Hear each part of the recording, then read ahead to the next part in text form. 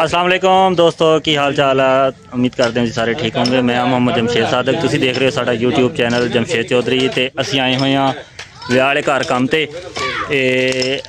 दुल्हे साहब नूं असीं बिठाया भी तू रेस्ट कर, रेस्ट करन दिया ये पर बैठा बड़ा औखा जिहा आ। ते असीं आ काम वाले बंदे यानी कि मैं अपने अंडर रखे हुए थले आ जेह्ड़े काम वाले बंदे ना दो जेह्ड़े एक वो खास तौर पर परे खड़ा इनू विआह दे दिनां च इन्हें माल नूं पट्ठे पुट्ठे ही पाउणे आ ते इन्हां दा गोहा कूड़ा जिहड़ा ना यही करेगा। उन्होंने विआह तो बाद वेले होना माल भी नहीं होना ते बंदा भी ते आ भाई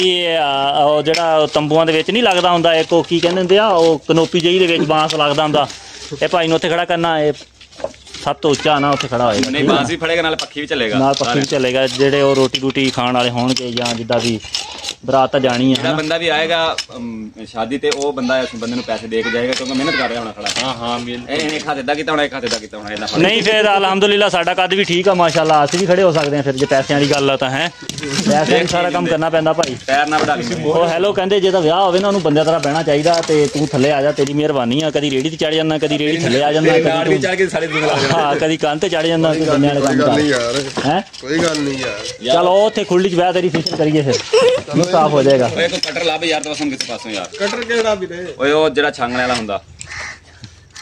एनु छांगदे नहीं हुंदे यार आ दाती ना मेरे बांध होना तो माजन दे माजन ने कर दे यार ए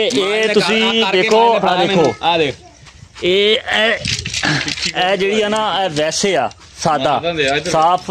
आ लग रही है या जेड़ी इन्हें साफ कीती आ लग रही है मामा असी आ मारन रहे आ मुंडा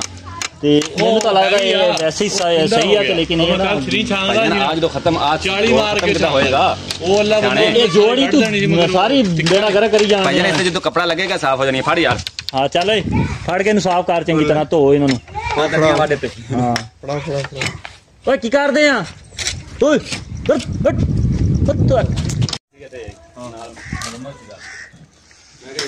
यार ए दुल्हे साहब आ दुल्हा साहब आ एदी शादी आ ते बैठा देखी मेहरबानी यार दस दिता ये परेशान बैठा भी मेरी मसहरी वास्ते डंडे नहीं लभ रहे असी लेकिन हुण देखो डंडे बना रहे हैं ओ पाला स्पैशल कंजर एक लभ के लियांदा सी बड़ी दूरों। हां दस दे मसहरी वास्ते डंडे सी फ्रेम बनाने वास्ते ने मसहरी दे खाण वास्ते नहीं असि इना मसहरी वास्ते डंडे किस वास्ते चाहिए ये दस दे अगर गल भी पई फ्रेम बना। हां जी भैया सही है डंडे ओ बेहतरीन माजे सही आ लगन के तो पता लगेगा यार ये लग जाने बिल्कुल सही।